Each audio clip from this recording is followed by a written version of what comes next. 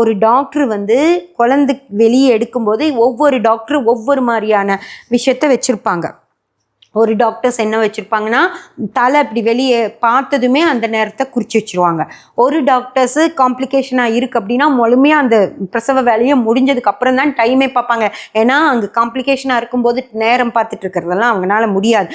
எத்தனை நர்ஸை கூட வச்சுருந்தா கூட அவங்க இதை தான் பார்ப்பாங்களோ தவிர அந்த நேரத்தை பார்க்க மாட்டாங்க. குழந்தையும் தாயையும் காப்பாற்றணுங்கிறது தான் பார்ப்பாங்க. அப்புறம் தோராயமாக ஒரு நேரத்தை தான் நமக்கு சொல்லுவாங்க. இன்னொரு டாக்டர் கூட நான் பேசினப்போ, அம்மா பிரசவங்கிறது ஈஸி இல்லை, அந்த குழந்தைய நல்லபடியாக வெளியே எடுத்து அந்த குழந்தை அழுது அதுக்கப்புறம் நாங்கள் தொப்புள் கொடி கட் பண்ணி அதுலேருந்து ரத்தம்லாம் வெளியேற்றாமல் பத்திரமா அதையெல்லாம் சரி பண்ணிவிட்டு இந்நேரம் நின்று கசகசான்னு இருக்கும். போய் ஒரு டீ குடிச்சிட்டு நான் வந்து கேஷீட் எழுதும்போது தான் அவங்கக்கிட்ட டைம் கேட்பேன். அப்போ நர்ஸ் என்ன டைம் சொல்கிறாங்களோ அதுதான் நான் எழுதுவேன் அப்படின்னு என்கிட்ட சொன்னாங்க.